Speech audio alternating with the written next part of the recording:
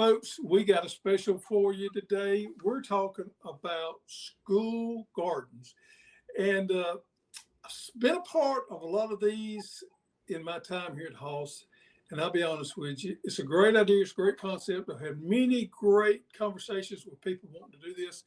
But today, you're going to be able to hear from a guy that has been successful with a school garden program in Mississippi. And I would like to introduce you to Rolando and let him kind of tell you a little bit about what he's done and how he's done it. I'm pretty much going to just turn it over to him and let him talk and tell you about how he has run a successful school garden program. Welcome, buddy. Well, thank you, Greg. It's an honor to being on the show. I feel like it's a work in progress. Um, as every gardener know, it's all about trial and error. You plant a seed, and if it doesn't work, there's a lot of things that you can control. There are a lot of things that you can't. I try to put my energy on things that I have control of. And when it comes to being a mentor, a teacher, an educator, I feel like we have a lot of opportunity to change kids' lives. Everything I do when it comes to education and teaching kids and working with kids, I try to give them principles and give them a foundation of things that they not only learn but also teach others, so they can be that mentor, they can be that conduit of information. I teach kids, elementary students, kids from grades third through fifth grade, which is it's within the ranges of 9 through 11 years old. They're sponges. They're willing to capture the information. They're naive, and I feel like I have an opportunity to change that kid's life and their parents' life through that kid. So gardening, no better way to do that. We know that the entire nation is dealing with the obesity epidemic crisis. Kids are eating a lot of foods that are coming from, either frozen foods or fast foods. We have an opportunity. Mississippi is a rich state, meaning the soil is rich. There's so much history when it comes to farming. The soil is great. So we have an opportunity to teach these kids how to grow their own foods, seasonal foods, in a way that they can feed themselves. They can learn where their foods comes from. They can be a smart consumer. A lot of times people go to the grocery store and they want apples or they want a broccoli. But they don't have an understanding that broccoli is not in season. Where's this broccoli coming from? What are they using to grow this broccoli? So if we become consumers in a way that we're eating things that are in season and grow those, you can feed yourself, you can feed your family. So that's what I'm trying to do with our students. And our program is I'm very fortunate in our school that I've been able to incorporate a curriculum based program, in a curriculum based program in which students come to me on a weekly basis, and third through fifth, and they learn the basic concept of becoming a gardener, becoming a farmer. It could be that these kids' grandparents were farmers, in the corn and the cotton industry. It could be that their parents are currently farmers, but they don't. Dad goes to work and comes back, and work doesn't come home, so they don't have an understanding of what they do. Now they can be part of that. I teach them principles of the seed. We talk about seeds because everything we grow comes from the seed. We don't buy seedlings. We don't buy plants. We grow everything from seeds. We look at planting the seed and understanding that the seed is a living organism. The seed is dormant when it's in a packet, and when you activate it with different elements, it wakes up. So we talk about that process. We talk about the process of that seed. What the seed needs, and what can we provide that seed in order for that seed to provide us. We incorporate the aspect of social and emotional, which is caring, nurturing. That's what we farmers, we gardeners do. We care for that plant in order for that plant to care for us. So the element of teaching the kid the basic foundational principles, and then take that to a different aspect of of caring for the soil. When should we plant that seed? Should we plant it directly in the ground? Should we plant it in a greenhouse? When should they transplant that seed or that seed link into the ground? How close together do they need to be? We with the understanding of the plant need. How big does it grow? Taking we take the aspect of STEM. The concept of STEM is science, technology, and math. So we take that concept of science and we talk about proper soil care. We talk about math. You have a garden bed that's 4 by 8. How many carrots can you fit in a garden that's 4 by 8? Just taking a square foot first and then breaking it down of you have 4 rows of 8 feet. So how many carrots should fit? So rather than guessing, you know exactly how many carrots. So when you harvest, you know how many carrots germinated, seeds germinated, and how many didn't, so that you can have a better understanding when that packet says 90% germination rate. So now it makes connecting all the dots so they, again, better consumers, and they understand the principles. When kids are coming to school, with the fast pace of schools currently in the public school system, kids are told what to do, when to do it, and how to do it. Um, my intent with the gardening program is for them, one, to be active because I teach physical education, I incorporate physical education. Two, to be able to understand how to eat better. And then three is to understand how it needs to be done, and not me telling them exploring it, them coming to a conclusion, them using trial and error. If it doesn't work, figuring out the why it didn't work and then change it. We have 39 raised beds. We have hydroponics. We started microgreens. So we're doing trial and error. It's all an experiment. It's a large experiment. When from the hydroponics that we have, we test the water. We test the water for pH. Students understand that if the pH is not neutral and it's at a 4.5, what exactly are we adding to the water to change that? So if it's 4.5, the water is acidic. We're adding to the water alkaline in order to increase it to bring it to neutral. So they understand that and they can tell an adult, anyone, the why. I could do it myself and I can just say, I'm doing it because this is the way to do it, or I can explain it so that they can teach others. So that's my objective and goal in what I'm trying to do. I want them to learn a skill, a life skill, an important life skill for them to teach someone else. How long have you been doing this? How long has it been since you started this school garden program? So I had a untraditional path to becoming a teacher. My 2 degrees, my undergraduate and master's degree, are in education. But my pathway took me to corporate America. I worked in originally from Puerto Rico. A little bit about myself. Originally from Puerto Rico. My parents grew up in a small little town. I grew up in a small little town. They're from the town where they're from.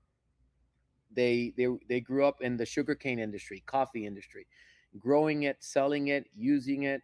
They grew everything they consume. So I had a foundation of gardening and farming. Um, when I graduated my master's degree in Texas, I went to corporate America and I was working in healthcare. So my entire career, I'm 47 years old. Till I was 44 years old, 45 years old, I was working in corporate America. So the majority of my life, I was working in healthcare. I work in University of Texas system. When we moved to Mississippi, due to family, my wife's family, um, I find myself traveling all over the state working for a healthcare company, and I was loving what I was doing at while I was doing it. But the travel, being away from my family, was just putting a toll on on myself, and I decided something needed to change. In April of 2017, I quit my job. I applied for a job in teaching, and I was very, very fortunate to get a position at an elementary school. I was competing against other teachers that were actively teaching. So what I did for my cover letter, I created a business plan, what I can do for the school. and the principal got connected with that, and we had great conversations, and I promised I did a proposal of what I can do in the first 5 years. I'm currently in year four of my teachings, elementary school teacher, and I teach health. I incorporate a curriculum of Junior Master Gardening program. It's a foundational program that was developed at Texas A&M University, Junior Master Gardener, and I take that concept and make it work for us. I'm not taking everything that they provide. I make it work for us. I incorporate the gardening, and we have kids going through the academic year, and all third, fourth, and fifth graders. We have 650 students go through my class, my junior master gardener class. They go through the process and they care for the garden at the point that they're coming to my class, meaning we just completed a class today. It was a fifth grade class. Um, Next Thursday, I have another fifth grade class that's coming for 4 consecutive weeks, and they take over the garden where it was left. They will be transplanting the seeds that the group that came earlier before them planted, and they're in the greenhouse right now. So it's a matter of just making it work with our situation. I'm not trying to force things to work. I'm making it work organically, like every other farmer gardener. They need to be resilient, they need to cope with the changes and move along. What are some of the essentials, in your opinion, for someone that is wanting to start a school garden project? I would say start simple. Start simple. I have problems. I have problems because I can't do anything simple. I need to move large. And working in corporate America, I had large projects that were multi-million dollars of initiatives. I need to have many moving parts in my life. I would say start simple. Um, if you don't have capital to invest in starting, you can send a note to your parents. You can reach out to parents if you use social media within your school, and ask for tires. Tractor tires.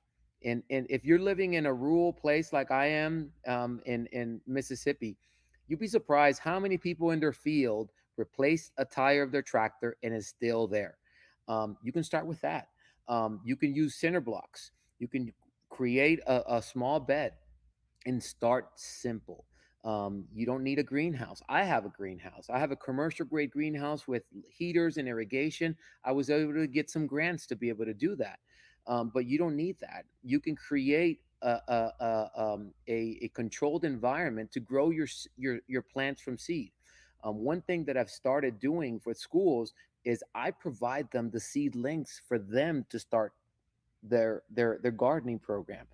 We just had a school pick up yesterday a tray of 124 cells of three, and split into thirds, and it has radishes, turnips, and beets in it, and they're taking it to their school and they're planning it with their students. But you don't need to start an elaborate initiative. Start simple, stay in control of what you're trying to do, and then continue building on that.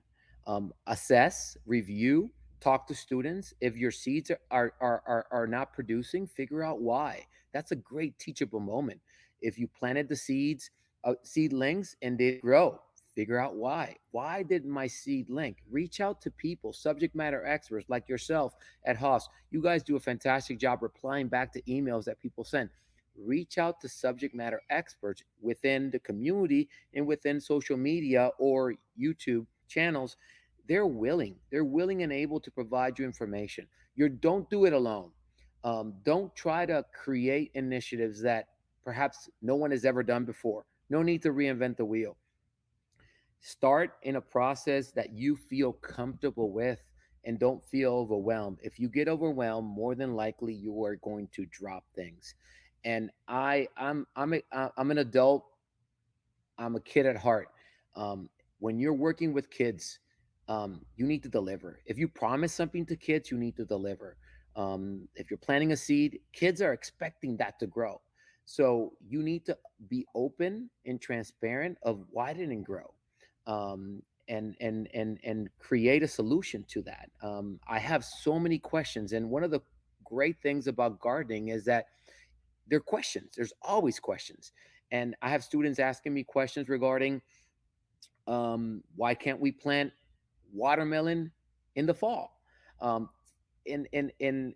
what I tell them is that you need to ask these questions. You need to ask these questions because you are going to be fueling your brain with all that knowledge that you're getting so that you can then share it with other people. You can share it with other people and you will become enriched with a lot of knowledge.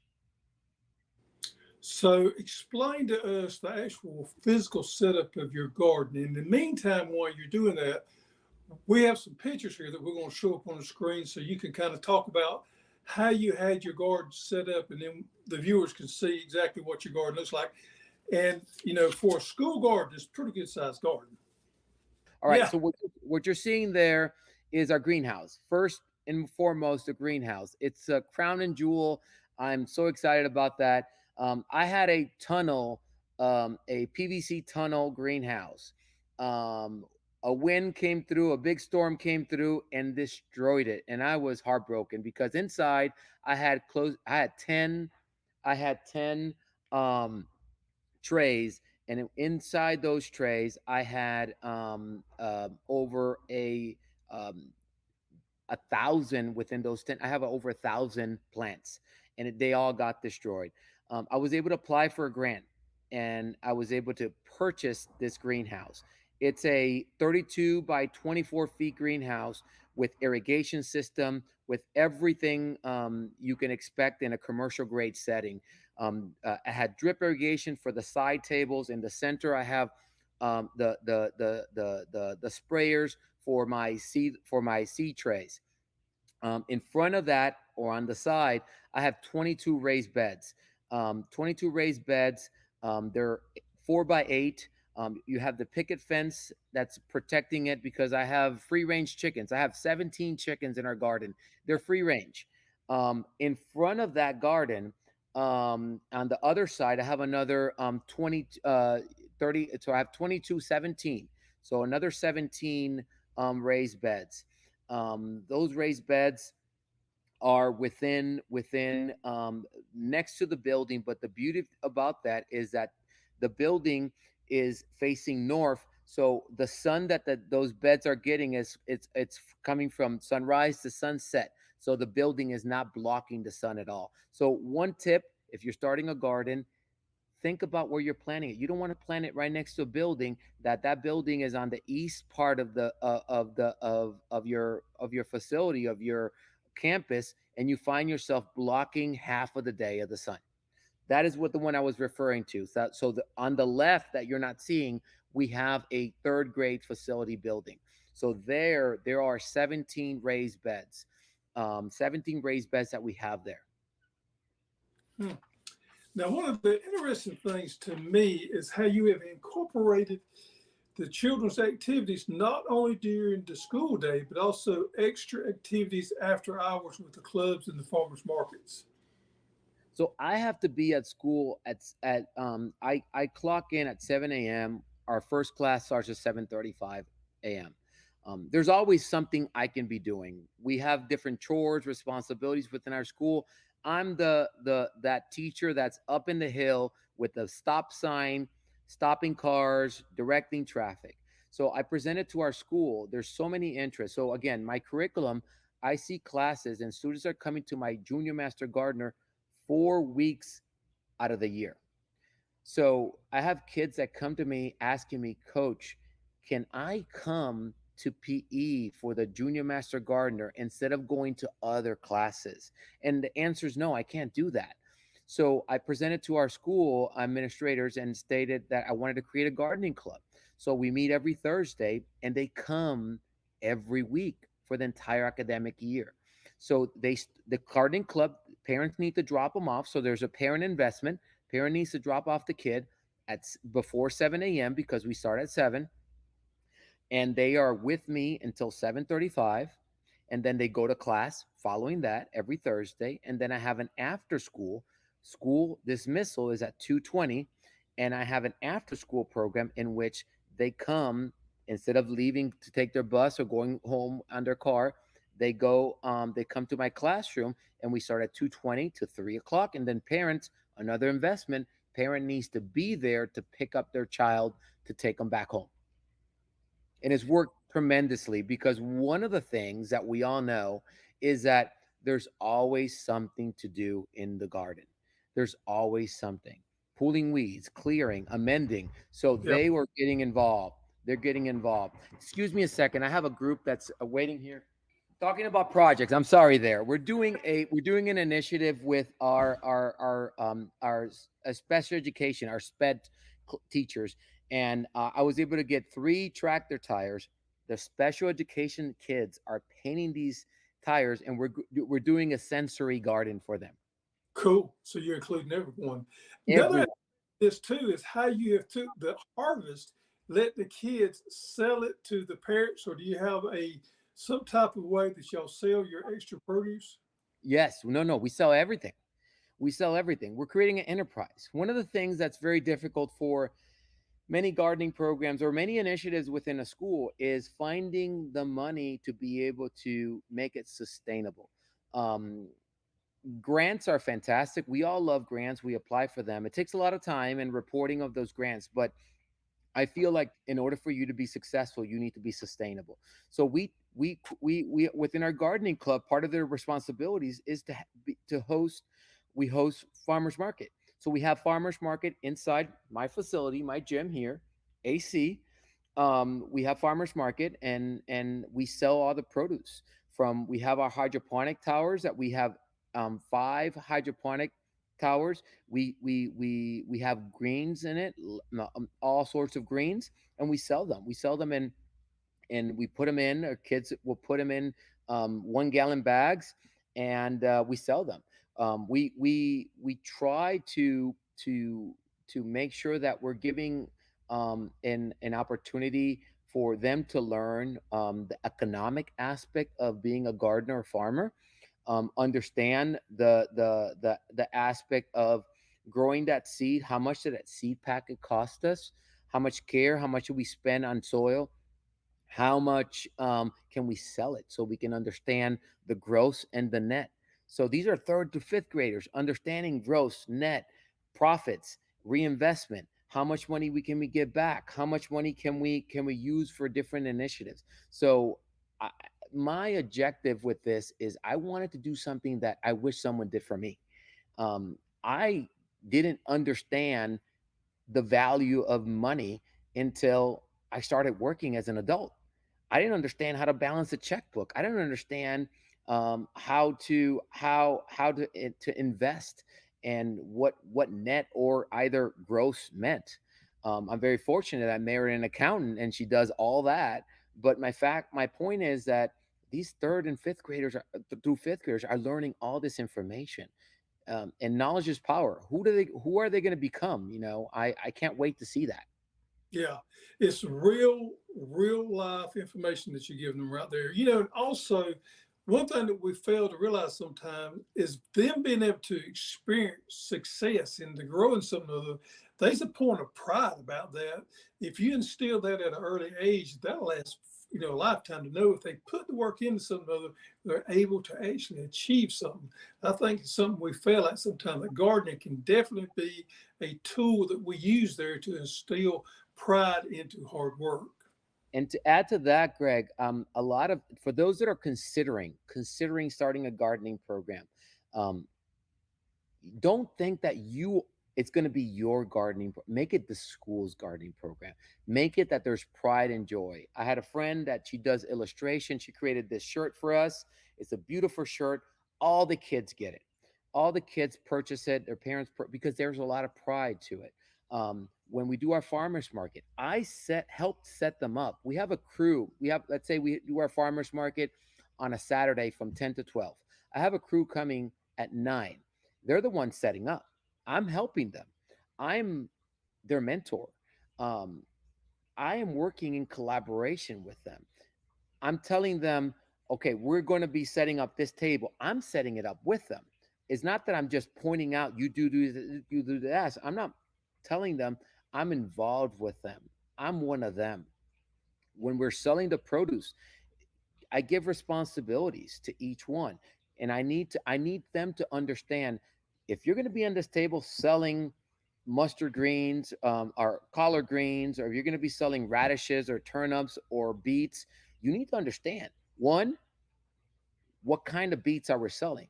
Two, when did we plant this beet by seed? Three, how long did that beet take to grow to this extent? Four, have a sheet, recommended ways of cooking that beet. Now you have that customer that's completely engaged. Now you have a customer that our next farmer's market, that person, he or she is going to come back, but perhaps bring someone else with them. So now we're creating the aspect of how to run a business, because people have many, many, many great ideas, but in order for you to deliver, and running a business is really hard, but customer service is number one thing that many times we don't take in consideration. You have a clientele that believes in your product and trusts what you're providing them. You have a customer for life.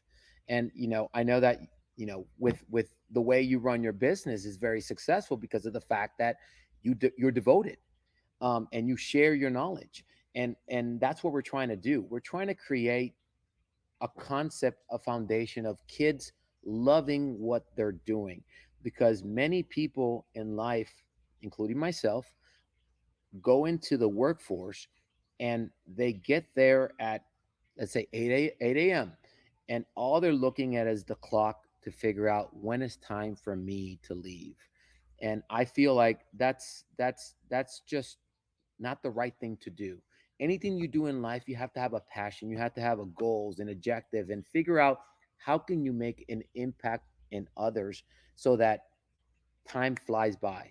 I come to school at 6 a.m., care for the chickens, care for the seedlings, look around, go teach. At the end of the day, I go pick up my kids, and my time just flies by because I'm enjoying it. I'm having a great time. The day that I stop feeling that way, it's the day that I part my ways. Absolutely. And I appreciate your enthusiasm and your leadership in this arena here, because I think it's something that has so much potential out there. We just sometimes have a problem getting the program to work. But I tell you what we're going to do. We're going to put your email address down here. We're also going to put your Facebook down, your Instagram link down, so people can go to these links right here and see what you've done.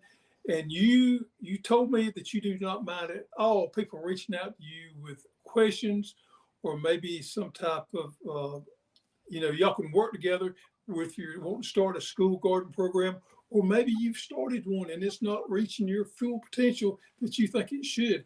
You would be willing to help coach them along in that aspect. Is that correct? Absolutely, absolutely. My intent is that we create an army of schools that are providing these type of services. In the school place, kids are spending more time at school than they're spending at home. This is an opportunity for us to change kids' lives, help them become better people, better citizens, better community members, become healthier, stronger, um, more knowledgeable of things that they can do for their community. Kids are spending too much time in electronics nowadays. You can have them spend some time in the garden, have a great time. They can set up a like a lemonade stand. One fun activity that I like to do and explain to parents is that, I'm not a big fan of the lemonade stand, because the lemonade stand, all it teaches you is price gouging. You go to the grocery store, you buy a gallon of lemonade, you put it in a cup, and you sell it for $2. That's price gouging. We created a program, and I'm willing to share it with anyone. We created a program we called it the Tomato Plant Project, in which I give our students a tomato pack of seeds, cherry tomatoes, and I give them a tray for them to plant them. I'm an investor now. I'm an investor. All I'm asking them for to give me one tomato plant back from the ones that they're growing. I'm asking them, I'm helping them create a business plan, create a logo. Then they're going to reach out to their family, friends in their neighborhood and pre-sell the plants. Again, think about it. Those strawberries that you guys are pre-selling, you pre-sell it, you know how much you're going to sell them already, you know how many you need. So they're pre-selling these tomato plants. When the tomato plants are ready, they deliver. They sold them all. So it's a model that's teaching them the price of the tomato plant, equipment that they need, that soil, the trays, and then now they have how much they spend, how much money it brought to the entire sale, what was their net, what was their gross. They can take money to buy that, those shoes, that doll, whatever they wanted to buy, and then they put money aside to reinvest for the next season. So there's so many projects that are opportunity to teachable moments that I can share with others. And again, my goal is to create an army of schools that are doing what I'm doing. So I don't want to be that unique. I don't like to be unique. I want us to be together, collaborate, work in a place, no matter where you are in the country. We can collaborate, we can chat. There are means, ways with our phone, with Zoom. There's ways to connect and talk. So reach out and let's make it happen. Thank you. That's good stuff there.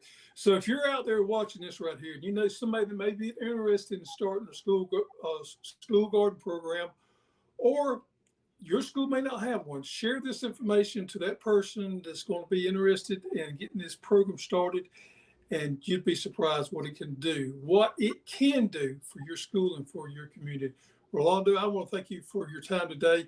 Keep up the good work, buddy. Thank you. I appreciate you taking the time, reaching out. Yep. It's my honor, pleasure, I love Greg. I have to say, I'm kind of bummed that your lovely wife is not on the screen. I'm a big fan of hers too. She keeps you in line, so Yes, she I does. like that. I have one of those at home, and they're Yeah. great. Yeah. Thank you, buddy. Appreciate it. Take care. Have a great one. You too.